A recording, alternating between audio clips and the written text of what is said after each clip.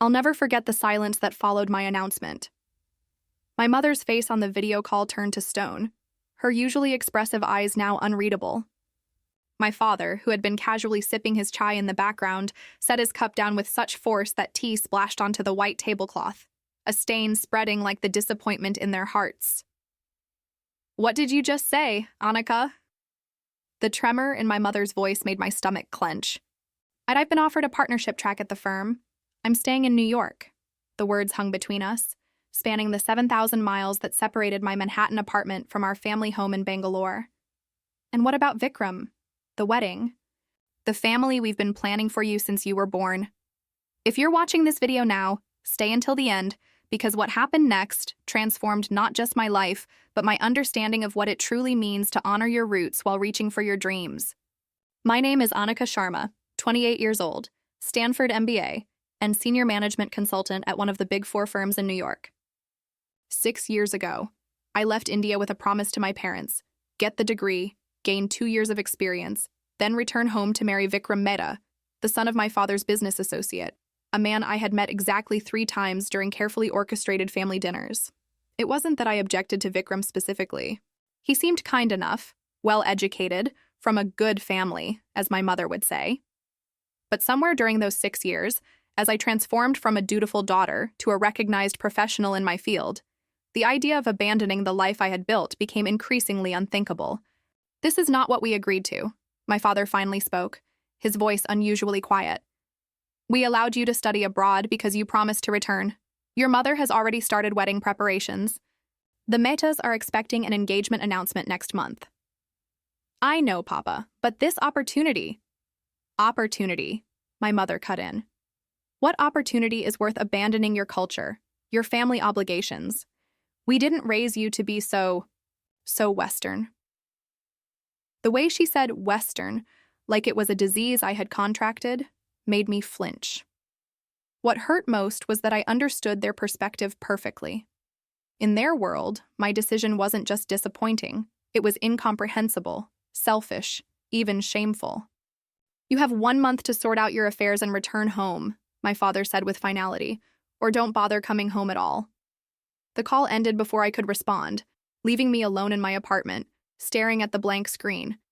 Outside my window, Manhattan continued its relentless pace. Yellow cabs honking, people rushing to important meetings, the city pulsing with ambition and possibility. Inside, I felt torn in half. I collapsed onto my couch, my mind spinning back to my childhood in Bangalore. I remembered sitting on my grandmother's lap as she oiled my hair, telling me stories of strong Indian women who sacrificed for their families. "Family is everything, Annika," she would say. "Without family, success means nothing." I had absorbed these lessons as surely as the coconut oil had seeped into my scalp. But I also remembered the thrill of presenting my first solo project to the board, the pride when my American colleagues looked to me for leadership, the sense of accomplishment when clients requested me specifically for their accounts. I had earned this. I had worked nights, weekends, holidays, sacrificing my personal life for this career. Was I really expected to walk away from it all? My phone buzzed with a text from Rohan, my colleague and closest friend in New York. "How did they take the news?" I texted back. "About as well as we expected. Ultimatum issued. Disownment threatened. The usual." His response came quickly. "I'm coming over with wine and takeout. No arguments." An hour later, Rohan was on my couch, pouring generous glasses of red wine while unpacking containers of Thai food, as far from my mother's home-cooked Indian meals as possible, which somehow felt appropriate. "They'll come around," he said, passing me a plate. "Parents always do." "You don't understand Indian parents," I sighed. "Family reputation is everything. By refusing this marriage, I'm not just disappointing them, I'm bringing shame to our family name." Rohan, second-generation Indian American, shook his head.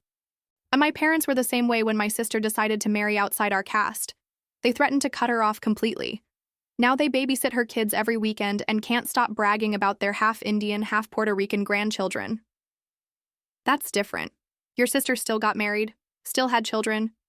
I'm choosing career over family entirely." "Are you, though?" Rohan asked, studying me carefully. Or are you just choosing to create your own timeline rather than following theirs? His question lingered as we ate in silence. Outside, rain began to fall, drops racing down my window like the tears I was too proud to shed. The next morning, I threw myself into work with even more intensity than usual. The partnership announcement wouldn't be official for another 2 weeks, and I needed to prove they had made the right choice. I arrived at the office before 7 a.m., my sari replaced by a sharp charcoal suit, my bindi absent, my accent carefully neutralized after years of practice. "Someone's eager," remarked Jessica, my supervisor, as she stopped by my office. "The Thompson proposal isn't due until next week." "I want to make sure it's perfect," I replied, not looking up from my computer. "Annika," Jessica said, her tone making me finally meet her eyes. "Is everything okay? You seem intense this morning." I hesitated. Jessica had been my mentor since I'd joined the firm. She had championed my promotion, guided me through office politics, even invited me to her home for holidays when I couldn't return to India. If anyone would understand my situation, it would be her. "I told my parents about the partnership," I admitted.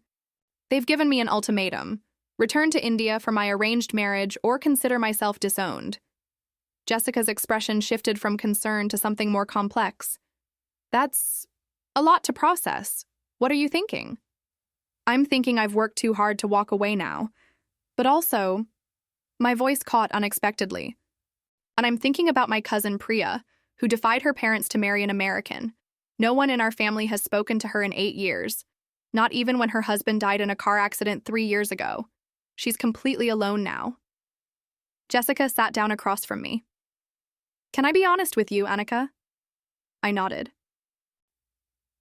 "When the partners were discussing your promotion, Davis actually questioned whether you'd accept it. He said, and I quote, 'Sharma's brilliant, but she's traditional Indian. Her family will expect her back eventually for marriage. Is she partnership material if she's not here for the long haul?'" My blood ran cold. "What? He actually said that?" "He did. And do you know what I told him? I said you were more committed to this firm than anyone I've ever mentored, that your cultural background was an asset, not a liability, that you understood sacrifice better than any of the trust fund kids we usually promote." She leaned forward. "I went to bat for you, Annika, hard, because I believe in you." The weight of her words settled on me. Not just the casual racism of Davis's comment, but the responsibility of Jessica's faith in me. Another expectation. Another person I couldn't disappoint. "Thank you," I said quietly. "Well, that means a lot." After Jessica left, I sat staring at the family photo on my desk. My parents, my younger brother, and me at my Stanford graduation, all of us beaming with pride. It was the last time we had all been truly happy together, before the gentle reminders about returning home had turned into pointed questions, and finally into this ultimatum. I picked up my phone and opened my WhatsApp. 27 missed messages from my mother, ranging from guilt trips, "I haven't slept since our call," to practical wedding details. "The Mehtas prefer a December ceremony," to outright emotional manipulation. "Your father's blood pressure is dangerously high from the stress you've caused." With trembling fingers, I scrolled to Vikram's contact. We had exchanged numbers during my last visit home but had rarely communicated directly. Our parents preferred to be the conduits of our courtship. Taking a deep breath, I typed, "Can we talk?" Just the two of us. His response came surprisingly quickly. "I was hoping you would reach out. Yes, let's talk." As I stared at his message, I realized I was standing at a crossroads far more complex than simply choosing between career and family. This was about determining who I truly was. The dutiful Indian daughter or the ambitious American professional, or perhaps somehow both. Vikram and I arranged to video call later that evening. As I waited for his face to appear on my screen, I found myself nervously adjusting my appearance, tucking stray hairs behind my ears, even applying a touch of lipstick. Why was I trying to impress a man I was potentially going to disappoint? The familiar Skype ringtone jarred me from my thoughts. And suddenly there he was. "Annika," he said with a slight nod. "It's good to see you." Vikram looked different from how I remembered him. His face was leaner, more defined, and he'd grown a neatly trimmed beard. He wore a simple white button-down shirt, and behind him I could see what appeared to be a modern apartment, not his parents' traditional home in Delhi. "You too," I replied, suddenly feeling awkward. "Thank you for agreeing to talk." "Of course." He paused, studying me. "I assume this is about our, arrangement." I appreciated his directness. "Yes. My parents told you about the partnership offer?" "They told my parents. Who told me?" A wry smile crossed his face. "The traditional communication channels." His subtle humor surprised me. In our previous meetings, always surrounded by family, he had seemed so formal, so reserved. "Vikram, I need to be honest with you. This partnership means everything to me professionally. I've worked incredibly hard for it, and I'm not ready to walk away." I braced myself for disappointment, anger even. Instead, he nodded thoughtfully. "May I ask you something, Annika? During these years in America, have you dated anyone?" The question caught me off guard. "That's quite personal." "I know, but I think it's relevant." I hesitated, then decided honesty was the only path forward. "Yes, I have. Nothing very serious, but yes." He nodded again. "I thought so. And I think that's good." "Good?" Now I was truly confused. "I've dated too," he admitted. "A colleague at my hospital. She's British Indian. It didn't work out, but it made me realize something important." He leaned closer to the camera. "Annika, I don't want a wife who resents me for ending her career, who looks at me and sees the man who clipped her wings."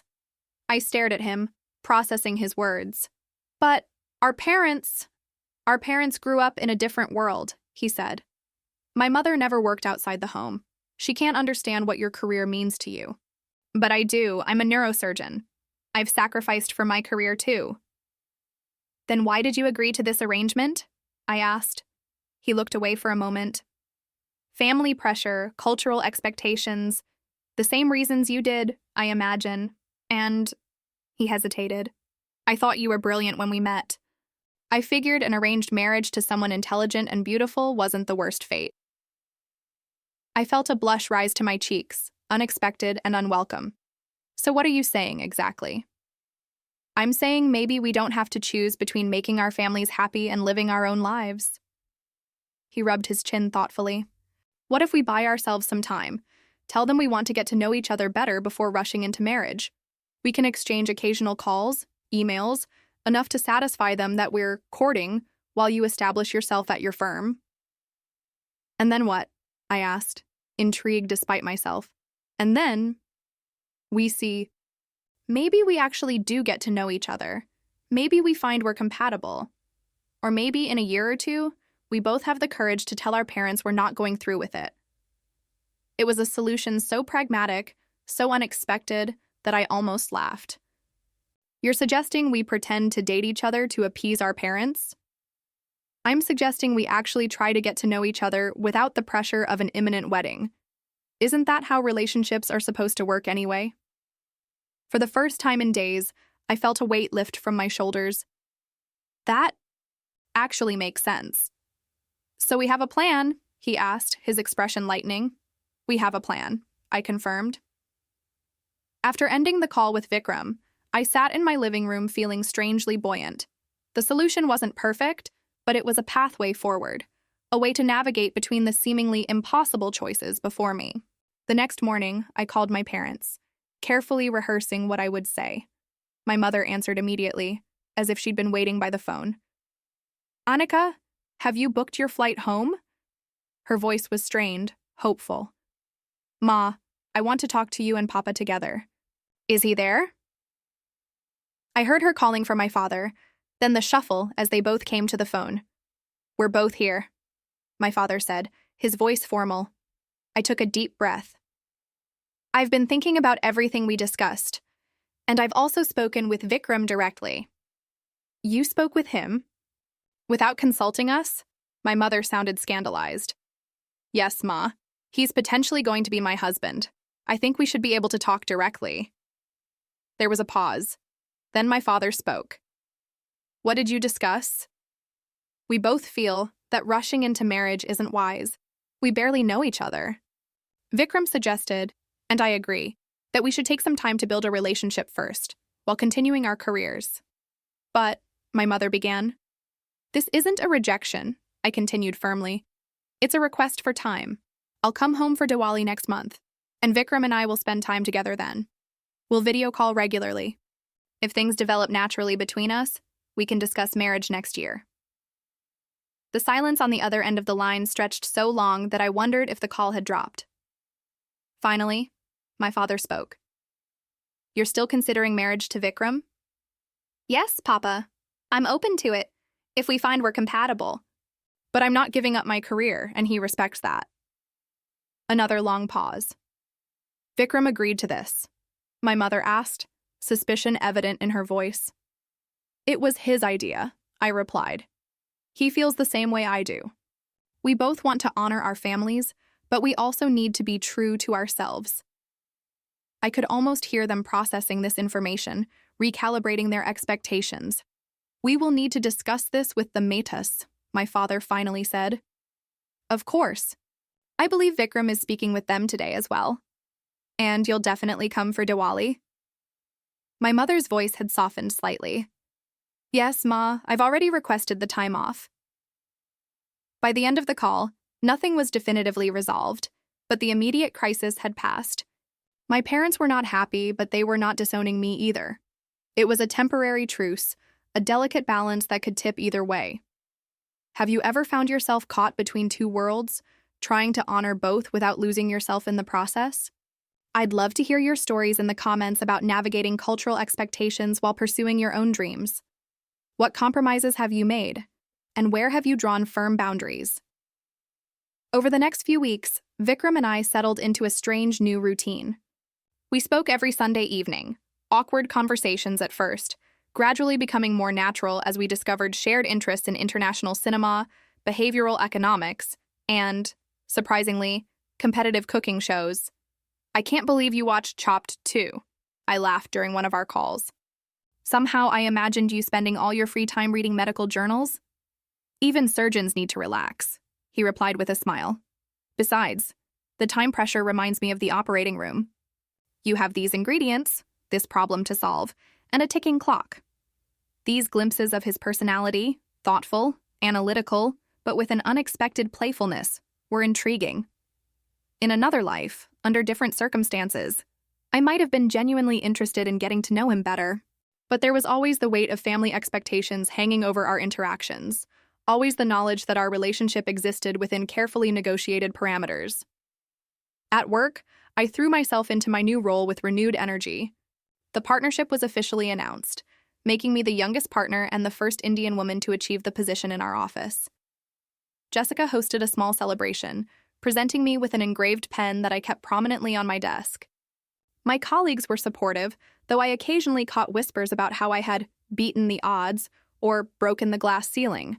What they didn't understand was that I wasn't just fighting corporate America's biases, I was also battling thousands of years of cultural expectations about a woman's proper place. As Diwali approached, my anxiety mounted. I hadn't been home in over a year, and this visit would be scrutinized by both families. Every interaction with Vikram would be analyzed, every gesture interpreted. The delicate balance we had struck over video calls would be tested in the crucible of family gatherings and cultural traditions. The night before my flight, Rohan came over to help me pack. You're overthinking this, he said, watching me deliberate between two saris. Just be yourself. I shot him a look. Being myself is what got me into this mess in the first place. Fair point, he conceded. Be a version of yourself that won't give your mother a heart attack, then. I ended up packing both saris, along with several Western outfits, and the conservative salwar kameez my mother had sent for my birthday, unworn until now. My suitcase became a physical manifestation of my internal conflict, traditional Indian clothes alongside my American business attire. My two worlds compressed into a 23-kilogram weight allowance. The 14-hour flight to Delhi gave me too much time to think.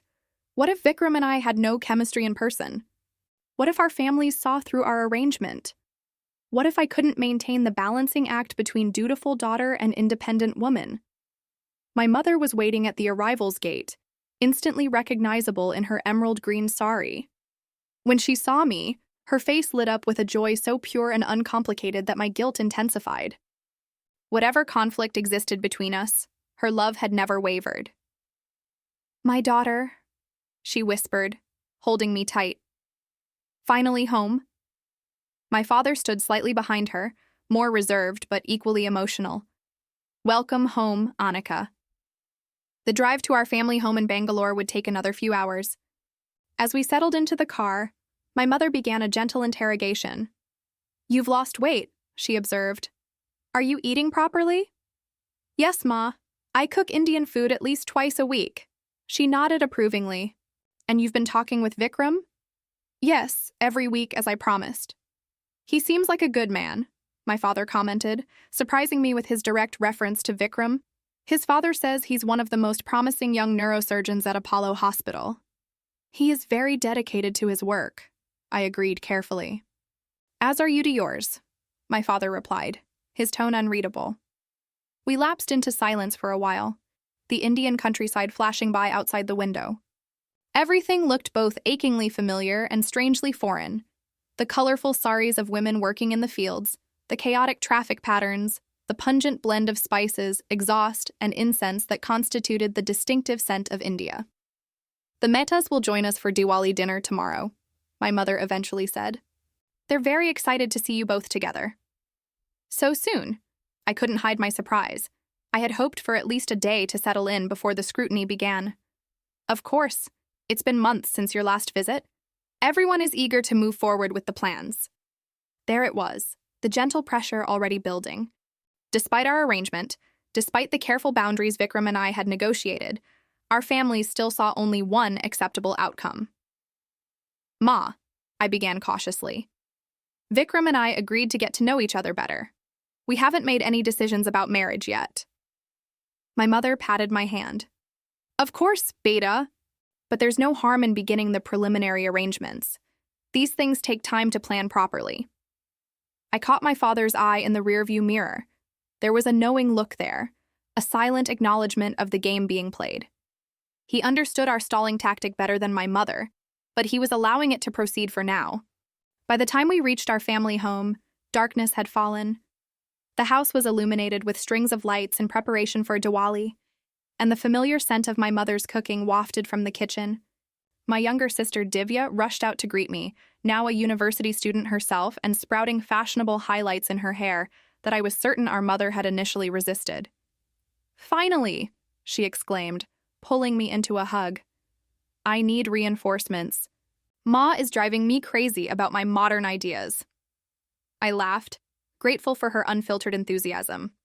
"Don't look to me for help. I'm barely in her good graces as it is." That night, lying in my childhood bedroom surrounded by academic trophies and faded posters, I felt the weight of my dual identity more acutely than ever. The ceiling fan spun lazily overhead, fighting the humid air with little success. Outside, the sounds of India, distant traffic, neighbors, conversations, the occasional barking dog, formed a soundtrack so different from my Manhattan apartment's constant hum of air conditioning and sirens. My phone buzzed with a text from Vikram. "Arrived at my parents' and house. The interrogation has begun. Good luck tomorrow." I smiled despite my anxiety. "Same to you. Remember our strategy." His response came quickly. "Act interested but not committed. Express admiration but request more time." I've been practicing my thoughtfully considering marriage face in the mirror. This time I laughed out loud. How strange that the man my parents had chosen for me was turning out to be someone I might actually like, under completely different circumstances.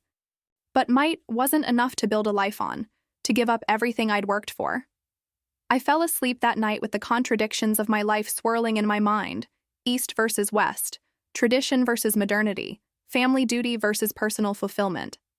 And underneath it all, the increasingly nagging question, was I fighting so hard against this arrangement because I truly didn't want it? Or because I needed to prove I could make my own choices? The next day dawned bright and chaotic, the house already bustling with Diwali preparations. My mother had been up since dawn, directing a small army of relatives in the kitchen, while my father and uncles discussed politics in the living room. I found myself drafted into Rangoli duty, carefully creating intricate patterns with colored powder at the entrance to our home. "Your designs were always the most precise," my aunt observed, watching me work. "Even as a child. So mathematical, so perfect." I smiled, recognizing the backhanded compliment for what it was, a subtle critique of my analytical nature, my Western education. In my family's eyes, precision was a masculine quality. Women were supposed to be intuitive, emotional. By late afternoon, I was helping my mother arrange flowers when she casually mentioned, "I've laid out the red Banarasi silk sari for you to wear tonight, the one with the gold border." I paused. "I actually brought a sari I thought I'd wear." "Oh." Her tone was light, but her eyes were watchful. "Which one?" "The navy blue raw silk with the silver embroidery. I bought it in New York." My mother's lips thinned slightly. "For your first meeting with Vikram and his family in months? Navy is too somber, too corporate. The red is more appropriate. More traditional." This was the first skirmish in what would likely be a weekend of small battles. I could insist on the navy blue and start our reunion with conflict. Or I could concede this point and save my energy for more important stands. "All right, Ma. The red it is." Her smile of approval made me wonder how many similar concessions I would make before the weekend was over. The Mehtas arrived precisely at 7. Vikram's parents entered first, his father imposing in a crisp white kurta, his mother resplendent in an elaborate gold sari. Vikram followed, looking surprisingly comfortable in traditional dress. When our eyes met across the room, he gave me a small, conspiratorial smile that no one else seemed to notice. The evening proceeded according to the carefully choreographed dance of Indian family gatherings. The elders exchanged pleasantries while subtly assessing each other's status and prosperity. The mothers discussed household matters while sneaking evaluations of potential daughters and sons-in-law. The fathers talked business and politics, establishing dominance through knowledge and connections. Vikram and I were eventually granted the customary private time, which meant being allowed to sit in the corner of the living room, still in full view of both families, but just far enough away that our conversation couldn't be easily overheard. "You look beautiful," he said, his voice low, "but uncomfortable." I smoothed the heavy silk of my sari. "Is it that obvious?" "Only to someone looking for it. You keep adjusting the palu like it's a foreign object." "It kind of is at this point," I admitted. "I wear Western clothes almost exclusively in New York. Professional armor." He nodded thoughtfully. "I understand that. I feel the same way about my white coat at the hospital. It's not just a uniform, it's an identity." Our conversation flowed more easily than I had expected, moving from work to books to our respective experiences straddling two cultures. There was an authenticity to our interaction that surprised me. No pretense, no performance. Just two people who understood each other's contradictions. "They're watching us like hawks," Vikram murmured after about 20 minutes, subtly nodding toward our mothers, who were making a poor show of not monitoring our every expression. "What do you think they're hoping to see? Love at first sight?" "Probably. Or at least signs that we're not actively repulsed by each other." His eyes crinkled with amusement. "Should we give them something to talk about?" Before I could ask what he meant, he reached over and gently tucked a stray strand of hair behind my ear, an intimate gesture clearly visible to our watching families.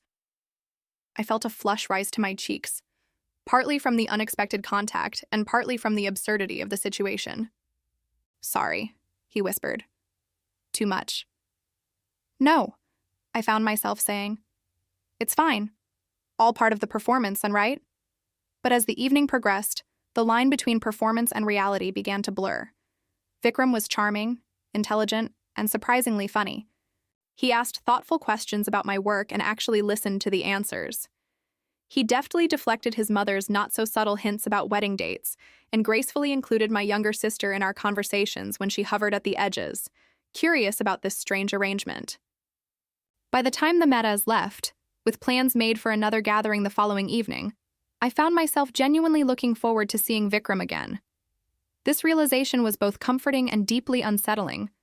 "He seems to really like you," my sister Divya said later, sprawled across my bed as I removed the heavy jewelry that had been weighing me down all evening. We're just getting to know each other, I replied carefully. She rolled her eyes. Please. I saw how you two were looking at each other. That wasn't just duty. It's complicated, Divya. It's really not, she insisted. You either want to marry him or you don't. If only it were that simple. The problem wasn't Vikram himself anymore. It was everything the marriage represented, returning to India permanently, giving up the partnership I'd worked so hard to achieve, accepting that my parents' vision for my life would supersede my own. Even if I did have feelings for Vikram, could I accept all that came with him?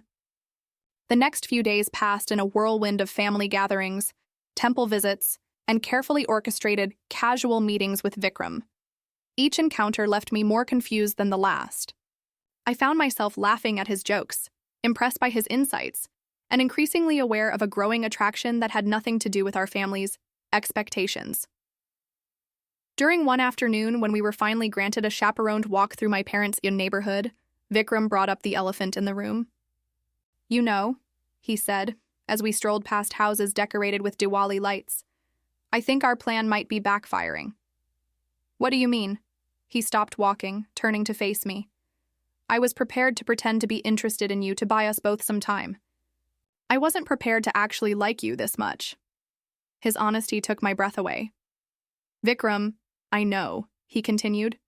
It's inconvenient for both of us. You have your career in New York. I have my practice here. Neither of us was looking for this to be real. It doesn't have to change anything, I said, trying to convince myself as much as him. We can still stick to the plan. Take our time. He nodded, but his eyes held a question he didn't voice. For the rest of the walk, a new tension hung between us. Not uncomfortable, but charged with possibility. That night, I couldn't sleep. I kept thinking about Vikram, about the life I'd built in New York, about the expectations weighing on me from all sides. Around 3 a.m, I slipped out of bed and went to the kitchen for a glass of water. To my surprise, my father was already there, sitting at the table with a cup of chai. Can't sleep? He asked, gesturing for me to join him. I sat across from him, suddenly feeling like a child again. Too many thoughts. He nodded knowingly. About Vikram? Or about New York? Both, I admitted. I don't know what to do, Papa. My father was silent for a long moment, stirring his tea thoughtfully. When your mother and I arranged this match with the Mehtas, we thought we were doing what was best for you. Finding a good man from a good family, securing your future. I know, Papa. But perhaps we were also being selfish, he continued, surprising me.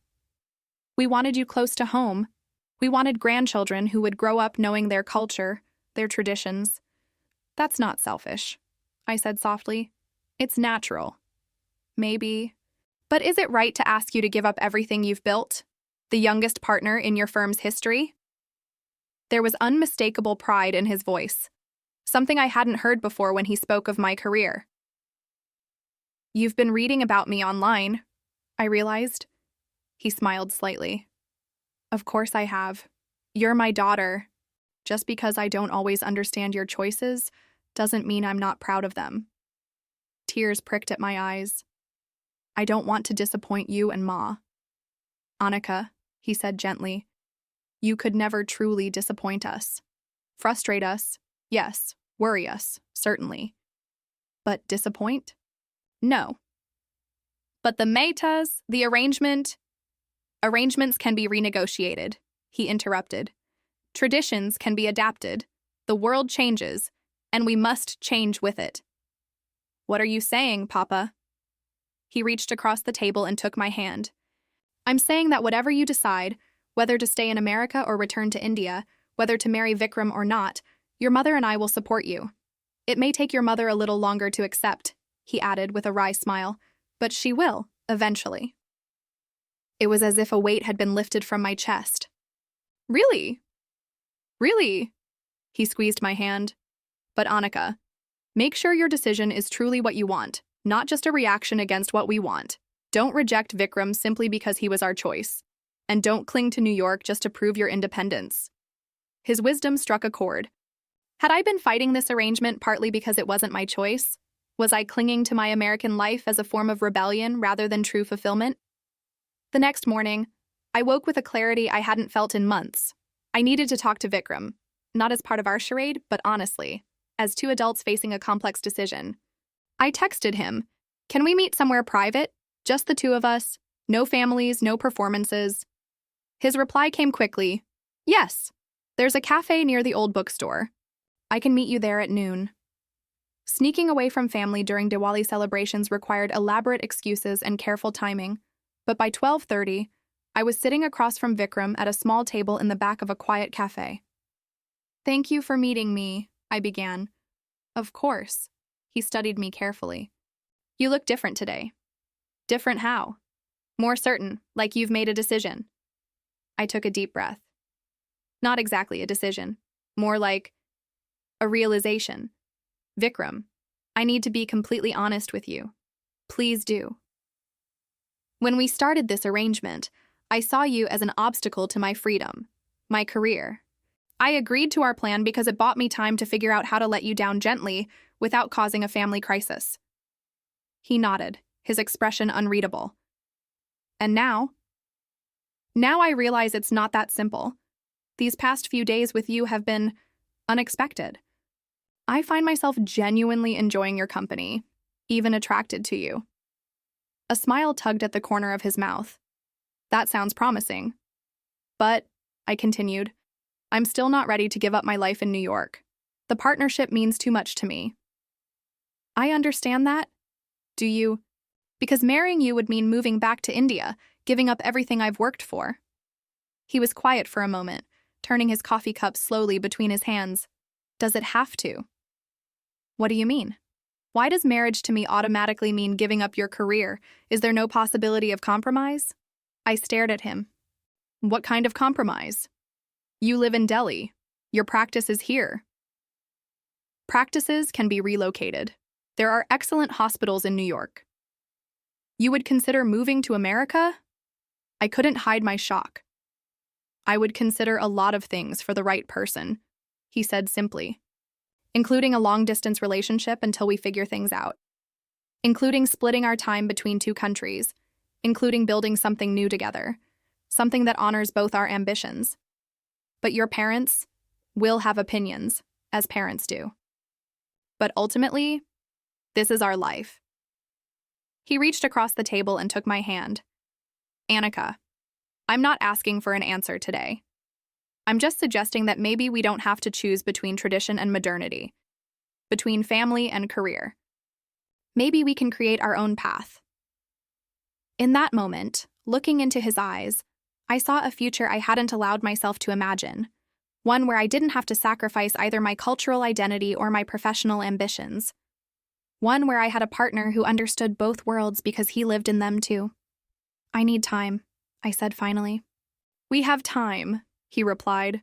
"That was the whole point of our arrangement, remember?" I laughed, feeling lighter than I had in months. "Right, our fake dating plan. Which has turned surprisingly real," he added with a smile that made my heart skip. When I returned to New York a week later, I carried with me not just memories and gifts, but also a new perspective. The strict binary I had constructed, American career woman versus traditional Indian wife, was perhaps more flexible than I had allowed myself to believe. Vikram and I continued our weekly calls, but they evolved from an obligation into something I genuinely looked forward to. We began planning visits. He would come to New York for a medical conference in January, and I would return to India for his sister's wedding in March. At work, I threw myself into my new partnership role with renewed energy, but also with boundaries I hadn't previously established. I started leaving the office by 7 p.m. most nights. I took actual weekends off. I delegated more effectively.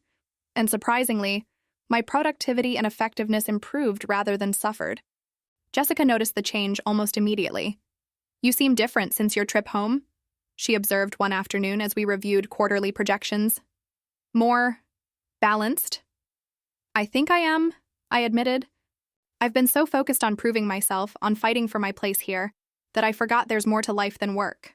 "A certain doctor contributing to that realization?" she asked with a knowing smile. I had told her about Vikram shortly after returning. "Maybe," I conceded. "But it's more than that." I've been seeing my career and my culture as opposing forces for so long. I'm starting to realize they don't have to be. 3 months after my Diwali visit home, Vikram called with unexpected news. He had been offered a fellowship at Columbia Presbyterian, a prestigious one-year position that would bring him to New York. "Did you apply for this because of me?" I asked, both touched and concerned. "I applied because it's an excellent opportunity professionally," he replied. "But yes, the location was a significant factor. This way, we get a year to see if we work in the same city, without either of us having to make a permanent decision yet." It was a perfect compromise, a chance to explore our relationship on neutral ground, to see if what had begun as an arrangement could truly become a partnership of equals. When I told my parents about Vikram's fellowship, my mother immediately jumped to wedding plans. "This is wonderful. We can plan for a summer ceremony after he's settled in New York." "Ma," I said gently, "we're still getting to know each other. No wedding plans yet." To my surprise, she didn't push. "All right, Beta. You take your time. Your father and I just want you to be happy." That night, I stood on my apartment balcony, looking out at the Manhattan skyline, the lights reflecting in the East River. In my hand, I held 2 photos, one of me in my Harvard graduation regalia, the other of me in the red Banarasi sari from Diwali. 2 versions of myself, 2 worlds I had thought were irreconcilable. Perhaps the real challenge wasn't choosing between them, but finding the courage to integrate them, to be fully Indian and fully modern, to honor my roots while growing new branches.